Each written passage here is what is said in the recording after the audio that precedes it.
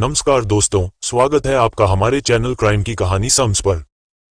मेलुकोटे में योग नरसिम्हा मंदिर से कुछ ही दूरी पर 22 जनवरी 2024 को चील घूमते हुए नजर आए। इसका मतलब ये हो सकता है कि वहां जमीन पर कोई जानवर या इंसानी शव पड़ा हुआ हो। इसलिए अब जल्दी से सभी लोग उस जगह पर भागकर जाते हैं। पास जाने पर अजीब सी गंध पूरे वातावरण में फैली हुई थी। काफी सारी मक्खियां वहां पर भिनभिना रही थीं। अब उस जगह को घेरकर मक्खियों को देखकर यह अंदाजा लगाया जा सकता था कि वहां जमीन में कुछ ना कुछ जरूर दफन है। अब यही देखने के लिए सभी लोग जल्दी से खोदाई करना शुरू कर देते हैं। अभी थोड़ा सा ही जमीन को खोदा गया था कि वहीं पर एक पट्टा सभी को नजर आता है।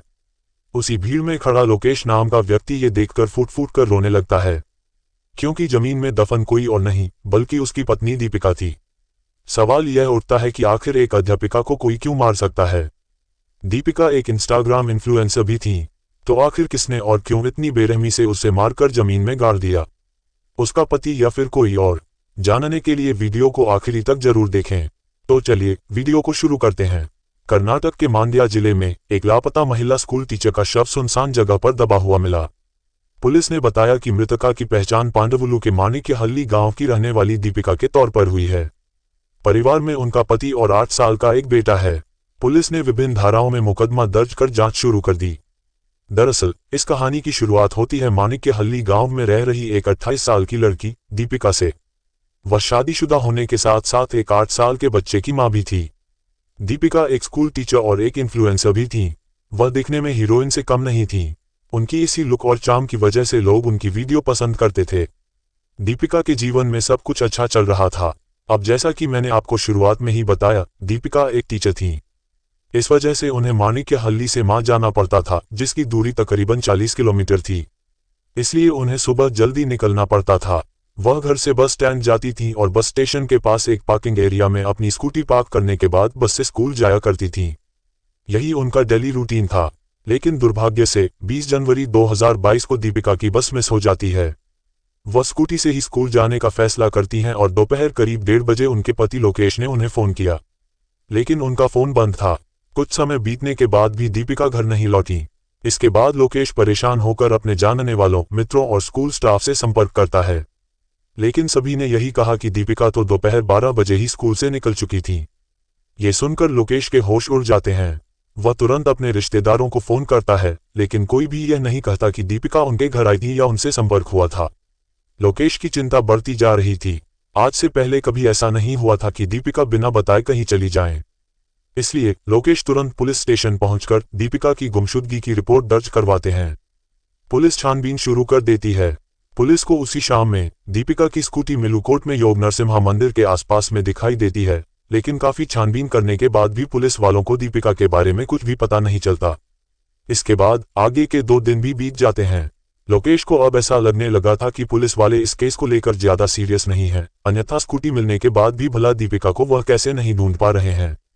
इसके बाद लोकेश और कुछ लोग मिलकर जहां पर स्कूटी मिली थी उस इलाके में कुछ सबूत ढूंढने की कोशिश शुरू कर देते हैं, ताकि उन्हें ऐसा कुछ मिले जो उन्हें दीपिका तक पहुंचा सके। तभी उन्होंने देखा कि आसपास में काफी सारी चीलें घूम रही थीं। जैसा कि मैंने शुरुआत में ही बताया था, जैसे ही जमीन को खोदना शुरू किया गया, सबसे पहले एक कपड़ा दिखाई दिया। उस कपड़े को देखते ही लोकेश फूट फूट कर रोने लगा, क्योंकि यह वही कपड़ा था जो दीपिका ने आखिरी समय में पहना हुआ था जब वह घर से स्कूल के लिए निकली थी। पूरी खुदाई के बाद एक शव निकला, पर उसकी पहचान कर पाना मुश्किल था, क्योंकि उसका चेहरा पहचानने लायक नहीं बचा था। लेकिन लोकेश ने शव को कपड़ों से पहचान लिया और पुष्टि की कि वह दीपिका ही थी। फिर लोगों ने पुलिस को सूचना दी। पुलिस तुरंत मौके पर पहुंची और शव को पोस्टमार्टम के लिए भेज दिया। पुलिस वालों को उम्मीद नहीं थी कि स्थानीय लोग इस मामले में इतनी तेजी से काम करेंगे और दीपिका के शव को ढूंढ निकालेंगे। इस घटना की खबर सोशल मीडिया पर तेजी से वायरल होने लगी। इस बीच पुलिस ने कुछ स्थानीय शिक्षकों और पड़ोसियों से पूछताछ की। एक शिक्षिका और पड़ोसियों ने बताया कि घटना से 15 दिन पहले ही दीपिका और उसके पति लोकेश के बीच बड़ा विवाद हुआ था। ये जानने के बाद पुलिस ने अपना शक लोकेश पर डाल दिया। पुलिस ने लोकेश को हिरासत में लिया और उससे कड़ी पूछताछ शुरू की। कई सवालों के बाद लोकेश ने जो खुलासा किया वह बेहद चौंकाने वाला था। उसने बताया कि 22 वर्षीय नीतीश नाम के लड़के ने घटना वाले दिन दीपिका को कॉल किया था। अब सवाल उठता है कि नीतीश कौन था? नीतीश दीपिका का बहुत करीबी दोस्त था और अक्सर उसके घर आता जाता रहता था। दीपिका एक स्कूल टीचर होने के साथ साथ एक इंस्टाग्राम इन्फ्लुएंसर भी थी। उसकी खूबसूरती और पोस्ट को देखकर कई लोग उसे फॉलो करते थे। नीतीश बाकी फॉलोअर्स की तरह सिर्फ ऑनलाइन तक सीमित नहीं रहा, वह दीपिका को रियल लाइफ में भी फॉलो करने लगा। दोनों का एक ही गांव के होने के कारण उनकी दोस्ती गहरी हो गई। हालांकि दीपिका नीतीश को अपने भाई की तरह मानती थी, लेकिन नीतीश के इरादे अलग थे। दोस्ती के नाम पर नीतीश ने दीपिका के करीब रहने के बहाने ढूंढने शुरू कर दिए। वह अक्सर उसकी रील्स एडिट करने या अन्य चीजों में मदद के बहाने उसे कॉल और मैसेज करता। लगातार उनके घर पर आया जाया करता था और इसी के चलते अब दीपिका के पति लोकेश को इस बात से काफी चिड़चिड़ापन होने लगा था। नीतीश उसकी पत्नी के कितने करीब आ चुका था और उसे हमेशा कॉल मैसेज करता था, इसका आप अंदाजा लगा सकते होंगे। दीपिका भी उसके घर जाती थी और नीतीश भी उनके घर पर आता था। ये सब देखकर लोकेश काफी परेशान होने लगा था और साथ ही गांव के लोग भी अब लोकेश की तरफ देखकर उसकी पत्नी और नीतीश को लेकर काफी बातें सुनाने लगे थे। अब इसीलिए लोकेश ने अपनी पत्नी से कहा कि आज के बाद तुम नीतीश से न कभी मिलोगी, न ही उसे फोन पर या मैसेज से बात करोगी। इन सब बातों को लेकर पति पत्नी में काफी झगड़ा बढ़ जाता है। लोकेश दीपिका को चेतावनी देता है कि न तुम उसके घर जाओगी, न वह हमारे घर मिलने के लिए आया करेगा। हालांकि दीपिका ने इस बात को स्वीकार कर लिया था और उसने नीतीश से कह दिया था कि अब हमारी दोस्ती यहीं पर खत्म होती है। अब न मैं तुम्हें मैसेज करूंगी और न तुम मुझे मैसेज या कॉल करना, नहीं मेरे घर पर आना। लेकिन जैसा कि मैंने आपको बताया था कि नीतीश सिर्फ भाई होने का दिखावा कर रहा था, लेकिन वह अंदर ही अंदर कुछ और ख्याली पुलाव पका रहा था। इसलिए कहीं ना कहीं पुलिस वालों को थोड़ा सा ये संदेह होता है कि हो सकता है कि नीतीश का भी इसमें हाथ हो। इसी संदेह के चक्कर में पुलिस वाले अब उसके पीछे पड़ जाते हैं और उसकी छानबीन करना शुरू कर देते हैं। लेकिन यहाँ पर पता ये चलता है कि नीतीश न तो घर में मौजूद है, न ही कहीं गांव में। उसके बाद जब उसके नंबर को ट्रेस किया जाता है तो उसका नंबर भी बंद आ रहा होता है। अब इन बातों से पुलिस वालों को उसके ऊपर और भी ज्यादा गहरा शक होने लगता है। इसलिए उन्होंने अब उसके मोबाइल नंबर को ट्रैक करना जारी कर दिया था। एक बार जब उसका नंबर ऑन हुआ तो उसका नंबर ट्रैक हो जाता है और पता चल जाता है कि वह विजयनगर में है। तुरंत वहां पर पुलिस पहुंच जाती है और उसे खोजकर गिरफ्तार कर लेती है। पुलिस स्टेशन ले जाया जाता है और पुलिस कहती है कि तुम ही ने दीपिका के साथ यह सब कुछ किया है। तो जो सच पुलिस वालों को नीतीश ने बताया उसे सुनकर सभी लोग चौंक जाते हैं। नीतीश ने पहले तो पुलिस वालों को यह बताना शुरू किया कि जब हम दोनों के बीच में बातचीत होना बंद हो गई थी तो मुझे बहुत ही अजीब लगने लगा था। पहले तो मुझे ये लगा कि शायद दीपिका ने मुझे ब्लॉक कर दिया है और इसलिए मैंने कॉल भी ट्राई नहीं किया। लेकिन जब मैंने कॉल लगाई तो उसका मोबाइल बस उठा और फिर मुझे लगा कि शायद उसके मन में भी कुछ न कुछ तो जरूर है, इसलिए अभी तक उसने मुझे ब्लॉक नहीं किया और मैं उसे बुलवाने की कोशिश में लग गया था।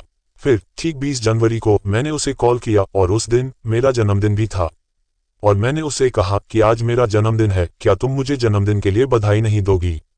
हालांकि दीपिका ने उसको जन्मदिन की बधाई भी दी, लेकिन नीतीश ने दीपिका की बधाई को स्वीकार नहीं किया और उसने कहा नहीं ऐसे नहीं, तुम्हें मुझे मिलकर बधाई देनी होगी। अब नीतीश दीपिका से मिलने के लिए जिद करने लगता है। हालांकि दीपिका ने उसे मना भी किया कि वह उससे नहीं मिलना चाहती और वह उसके फोन को काटकर स्कूल के अंदर चली गई। जिसके बाद मोबाइल पर लगातार नीतीश उसे कॉल करता रहा, जिससे परेशान होकर दीपिका अब नीतीश से मिलने के लिए स्कूल से निकल जाती है। समय दोपहर के तकरीबन 12 बजे के आसपास का ही था। दीपिका उससे बताए हुए स्थान पर चली जाती है और वह दोनों तलहटी में बात करने लगे। अब दीपिका को नीतीश फोर्स करने लगता है कि वह पहले की तरह ही उससे बात करे, फ्रेंडशिप बनाए रखे। और अब दीपिका जैसा कि नीतीश के बारे में जान चुकी थी कि उसके मन में भाई वाला प्रेम नहीं बल्कि कुछ और खिचड़ी पक रही थी, उसके मन को पड़ चुकी थी और इसलिए उसने मना कर दिया था। और इन्हीं बातों में अब दोनों में झगड़ा शुरू हो जाता है। बातों ही बातों में नीतीश उसे पीटना भी शुरू कर देता है। हालांकि यहाँ पर जो पर्यटक मौजूद थे वह सब इसे देख रहे थे, यहाँ तक कि एक व्यक्ति ने दूर से ही उनका वीडियो भी बना लिया था। ये देखकर नीतीश सतर्क हो गया और रोती हुई दीपिका को सबसे पहले बहलाना फुसलाना शुरू कर देता है और उसे समझाने लगता है। समझा बुझाकर वह बाद में दूसरी जगह लेकर चला जाता है और वहां उससे फिर से वही बात करने लगता है। वह फोर्स करने लगता है कि पहले की तरह ही मुझसे बातचीत करो। लेकिन एक बार फिर से दीपिका ने वही कहा कि अब मेरा पति और मेरा बच्चा ही मेरे लिए सब कुछ है, तुम मेरे लिए मायने नहीं रखते हो। अब मैं तुमसे बात नहीं करूंगी और न ही कर सकती हूं। ये हमारी आखिरी मुलाकात है। इतना बोलने के बाद दीपिका पीछे मुड़कर आगे की ओर चलना शुरू कर देती है और तभी अचानक से पीछे से नीतीश ने सबसे पहले तो उसका शॉल खींच लिया और उसी शॉल से उसका गला घोंटना शुरू कर दिया। बेचारी दीपिका वहीं पर गिर जाती है। थोड़ी बहुत उसे चोट भी लग जाती है। इसके बाद नीतीश ने एक बड़ा सा पत्थर उठाया और दीपिका के चेहरे पर दे मारा। अब ये सब करने के बाद भी नीतीश का मन नहीं भरा था। उसने शॉल से पहले तो उसको ढक दिया और फिर उसका गला दबाना शुरू कर दिया। गला घोंटकर उसकी जान ले ली। फिर जल्दी से वहीं पर 2 फीट गहरा गड्ढा खोदकर दीपिका को उसके शॉल समेत वहीं पर दफना दिया। इसके बाद नीतीश ने अपना स्मार्टफोन बाहर निकाला और अपने पिता को एक वॉइस मैसेज ड्रॉप कर दिया। उस मैसेज में उसने कहा, पिताजी, मुझसे बहुत बड़ी गलती हो गई है। ढूंढने की कोशिश बिल्कुल मत कीजिएगा। हो सके तो मेरी बहन के लिए एक अच्छा सा वर ढूंढ लीजिएगा और उसकी शादी करवा दीजिएगा। मैं शायद अब कभी घर वापस लौटकर नहीं आऊंगा। इतना मैसेज ड्रॉप कर उसने पहले अपने मोबाइल को बंद कर दिया और दीपिका के मोबाइल को भी स्विच ऑफ कर दिया। वहां से भाग गया। ये सारी बातें खुद नीतीश ने पुलिस वालों को बताई थीं। इसके बाद नीतीश को गिरफ्तार कर लिया गया और उसे जेल भेज दिया गया। इस कहानी के बारे में आपकी क्या राय है? क्या किसी से दोस्ती करने से पहले सोचना चाहिए या नहीं? क्या किसी की कुछ बातों से अगर आपको संदेह हो तो अपनी इस दोस्ती को तुरंत तोड़ देना चाहिए? हमें कमेंट बॉक्स में जरूर बताएं। अगर आपको ये कहानी पसंद आई हो तो वीडियो को एक लाइक करके शेयर जरूर करें ताकि देश में हो रही ऐसी घटनाओं से और भी लोग जागरूक और सावधान हो सकें। अगर आपने अब तक हमारे चैनल क्राइम की कहानी सम्स को सब्सक्राइब नहीं किया है तो सब्सक्राइब जरूर कर लें, क्योंकि ऐसी ही क्राइम से जुड़ी कहानियां हम अपने इस चैनल पर हमेशा लाते रहते हैं। धन्यवाद।